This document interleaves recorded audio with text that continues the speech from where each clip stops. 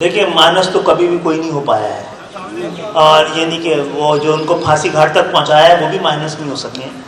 تو مائنس نہیں ہوتا، یہ ہماری خود فہمی اور خوش گمانی ہوتی ہے، کیونکہ ہم چھوٹے سے وقت کے لیے جی رہے ہوتے ہیں. خان صاحب سے بھی کہہ چکا ہوں یا برادران سے بھی درخواست کرتا رہا ہوں کہ اگر کوئی تبدیلی لانی تو ایوان سے لائیں. ایوان میں آج آپ کے ایوان میں جاگیرداروں کی نمائندگی، کسانوں کی نمائندگی جاگیردار کر رہے ہیں، مزدوروں کی نمائندگی سرمایہ دار کر رہے ہیں، آپ اور ہماری نمائندگی خاندان کر رہے ہیں. ایڈمنسٹر منسٹر ڈاکٹر خالد مقبول صدیقی صاحب MCA اب پورے کر رہے ہیں اپنے، تو اس لیے کچھ اس میں اور چیزیں بھی دیکھنے کو ملیں گی آپ کو. تو میں جگہ دوں گا ڈاکٹر صاحب کو.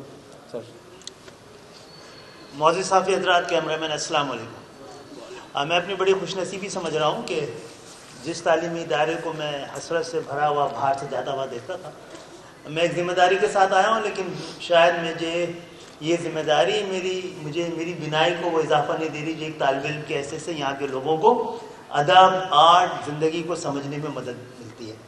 تو میں بھی کوشش کر رہا ہوں. آج آرٹ کے بہت سارے پہلوؤں کو کے بارے میں پہلی آگاہی مجھ سے ہوئی ہے، اور میں سمجھتا ہوں کہ قومیں آنے والے وقت میں جو آرٹیفیشل انٹیلیجنس اور بایو ٹیکنالوجی مل کے دنیا کو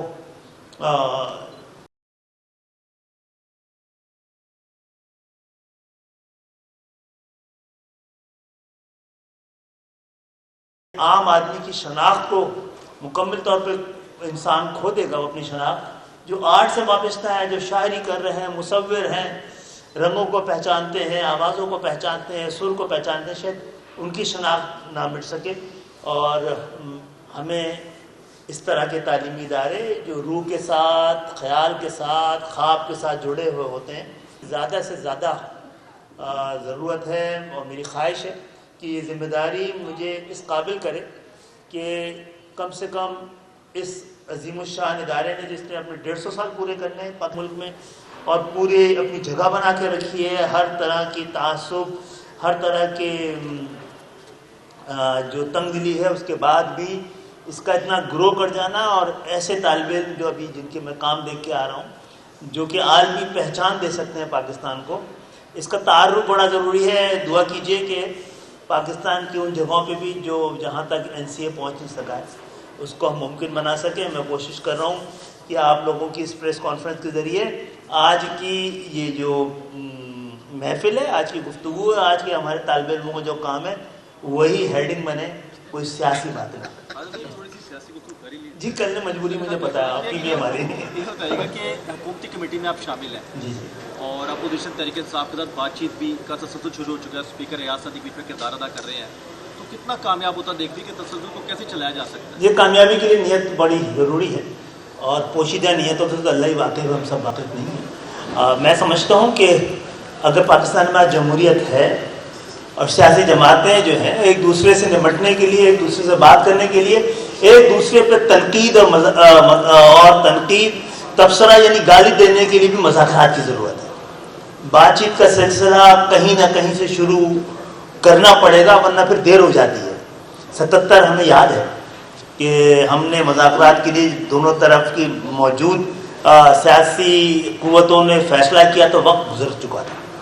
وقت بڑا قیمتی ہے اور مذاکرات بڑے لازم ہیں. سیاسی جماعتیں خاص طور پہ جن کی جڑیں عوام تک ہوں، ان سے نمٹنے کا تو ایک ہی طریقہ ہے، وہ مکالمہ ہے، مذاکرات ہیں، اور یہ بات شروع کی جانی چاہیے. اس کے علاوہ راستہ کوئی دوسرا نہیں ہے، اور دوسرا راستہ کا پاکستان متحمل نہیں ہو سکتا. اچھا حالت بھائی یہ بتائیے گا، آپ نے چونکہ عمران خان صاحب کے ساتھ بھی کام کیا ہے، تھوڑا سا یہ فرما دی کہ عمران خان صاحب کو بھی آپ الطاف بھائی اور نواز شریف کی طرح فی الحال سیاست سے مائنس دیکھ رہے ہیں ان فیوچر، جو آپ نے خود ہی کہا کہ نتیجہ اچھا نہیں نکلے گا مذاکرات کی ناکامی کا؟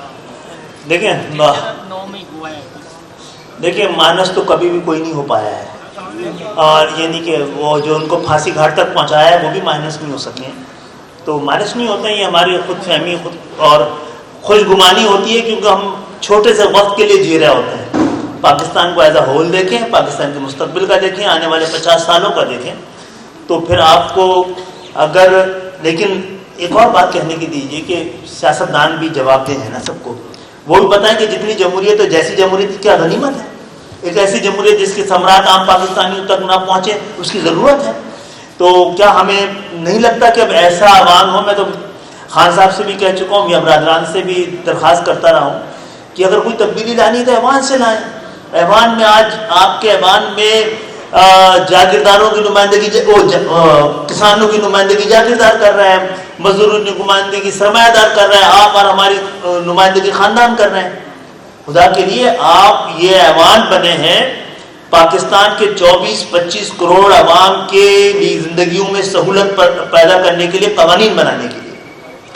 تو آپ جب تک وہ لوگ ایوانوں میں نہیں ہوں گے جو عام پاکستانیوں کے دکھ اور درد سے نہ صرف واقف ہوں بلکہ اس سے نبردازمہ رہا ہوں.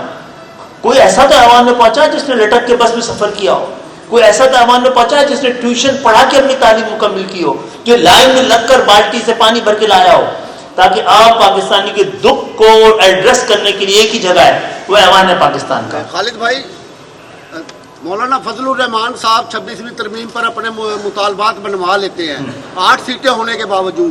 آپ کی تو ایک بڑی تعداد ہے. جناب میرے سوال سن لیں سر. جی میں جواب کے ساتھ دے رہا ہوں, سوال میں سمجھ گیا. پاکستان کی جمہوریت کی مجبوریت, آپ کا سب سے بڑا جو مطالبہ ہے کہ بلدیاتی انتخابات اور قومی انتخابات اکٹھے ہونے چاہیے, وہ حکومت آپ کیوں نہیں پورا کرتی؟ وہ تو بہت جائز مطالبہ ہے. کیا آپ بنوانے میں ناکام ہے یا آپ سنجیدہ نہیں ہیں اپنے مطالبہ؟ جناب مطالبہ بہت بڑا ہے. مطالبہ پاکستان کی عوام کے سپرد کرنا ہے. حکومت کیسے کرنے دیں گے جو لوگ 77 سال سے قابض ہیں؟ خاندانوں کی حکومت کو عوام تک لے جا کے دینا جو ہے کوئی آسان کام نہیں ہے.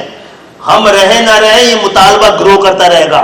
ہمارا مطالبہ صرف ہے جس طرح قومی اور صوبائی حکومت ہے, اسی طرح عوام کی حکومت بھی ہو, تھرڈ ٹیئر آف گورنمنٹ بھی ہو, بلدیاتی حکومت بھی ہو, شہری علاقے حکومت بھی ہو, دیہی حکومت بھی ہو, جہاں جو کہ جن کے پاس یہ ذمہ داری ہے کہ اہم بنیادی ضرورت اور عام بنیادی حقوق عوام تک پہنچا سکے. کیا آپ کو ایسی جمہوریت کی ضرورت ہے جس کے ثمرات عام پاکستانی تک نہ پہنچے؟ مقصد یہ ہے اس کو تیسری حکومت مانا جائے.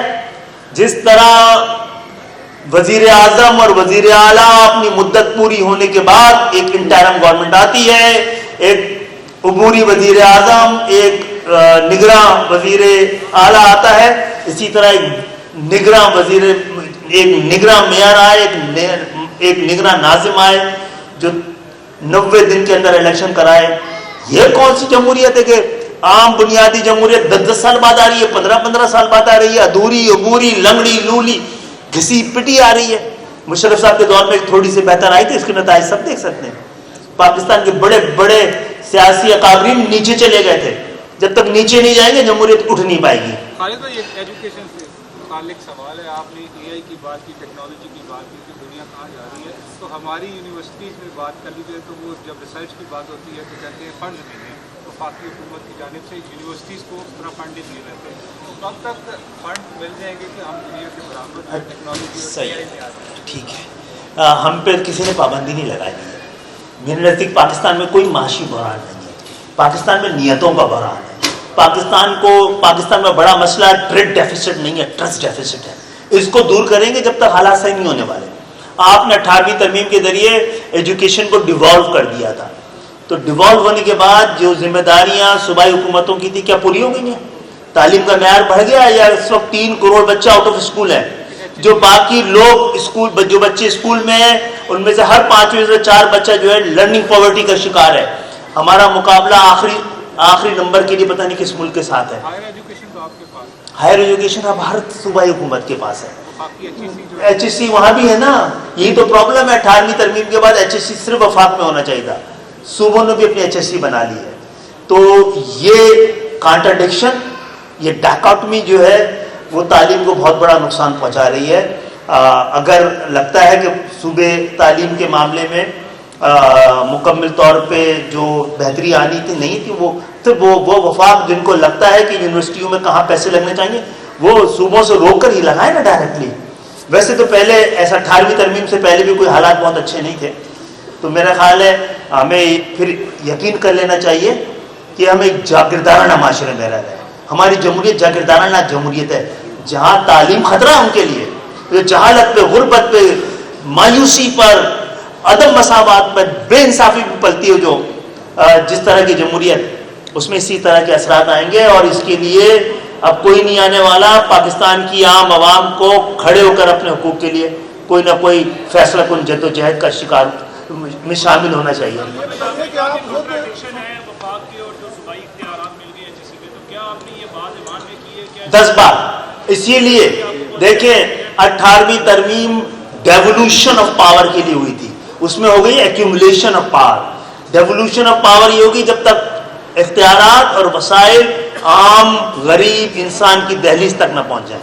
اس کی کوشش کیجیے. تو سر یہ بتائیے کہ کیا آپ اب فیڈرل منسٹر بھی ہیں، تو کیا آپ ایجوکیشن کی کوئی نئی پالیسی متعارف کرانے جا رہے ہیں اس حوالے سے؟ جی ہم نے دوسرا یہ بھی بتائیے کہ ساتھ ساتھ آپ کا پلک کراچی سے ہے، تو ہمیں یہ بتائیے کہ کراچی میں آپ کے جو مطالبات سے آپ ان لوگوں کے ساتھ بیٹھے ہوئے ہیں، ان میں کچھ بہتری آئی ہے؟ لوگوں کو مسائل تو جو کہ کیوں ہے کراچی میں؟ ایسا ہی ہے کیونکہ آپ نے 18ویں ترمیم کے بعد لوگوں کو یہ سمجھنا بڑا مشکل ہے کہ کراچی کا مسئلہ کیا ہے. اس صوبہ پنجاب میں ایک لوور پنجاب ہے، سینٹرل پنجاب ہے، اپر پنجاب ہے، تینوں کے ہی وزیر اعلیٰ آئے ہوں گے. اسی طرح کے پی کے ہے، وہاں پر ہزارہ بیلٹ سے بھی وزیر اعلیٰ آتے رہے اور پختون بیلٹ سے بھی، لیکن سندھ کے اندر یہ الاؤ نہیں ہے. ہم کئی بار ایک ایسی مخلوط حکومتوں میں رہے جہاں 70% ہمارے اراکین تھے، لیکن ہم سے کہا گیا ہے کہ نہیں، یہاں پر وزارت اعلیٰ کسی ایک ہی لسانی اکائی کا اختیار ہے. اس طرح جناب گھر نہیں چلتے. سندھ میں دو طبقے ہیں، ایک وہ جو سندھ کے بجٹ کا 97 پیدا کر کے دیتا ہے اور دوسرا وہ جو خرچ کرتے ہیں. اس طرح گھر نہیں چلتے، صوبے اور ملک کیسے چلیں گے؟ بہت بہت شکریہ. آپ کے پاس کچھ کھانے کے لیے ہے یا صرف؟ اچھا، ایک تو جو اسلام آباد کیپٹل ٹیریٹری ہے اس کو اسکول تھے، لیکن اس کے باوجود 18ویں ترمیم کے باوجود وفاق کی حکومت کے پاس جو ایجوکیشن کی منسٹری سے صرف کچھ ہی علاقے مستفید ہو سکیں، اس سے پورے پاکستان کو کرنا. یہ خالد بھائی ایک جملے سوال. حکومت وزیر خزانہ صاحب فرماتے ہیں کہ تعلیم اور صحت تو یہ تو مخیر لوگوں کا کام ہے، وہ چلائیں اداروں کو، حکومت کو نہیں میں چلانا ان سے چاہیے. پوچھتا ہوں. آپ کیا کہیں گے اس کے بارے میں؟ میں ان سے بات کر کے بتاتا ہوں. کے بعد 5 جولائی ہوتا ہوا دیکھنے ہیں، بات گشت ہو رہی ہے کہ مذاکرات سیاستدانوں نے ناکام کر دیے، تو اللہ نہ کرے 5 جولائی بھی ہو سکتا ہے. 5 جولائی کیا ہوگا؟ اچھا ٹھیک ہے. نہیں جی، مذاکرات ناکام ہوئے تو پھر آپ کو بہت انتظار کرنا پڑے گا.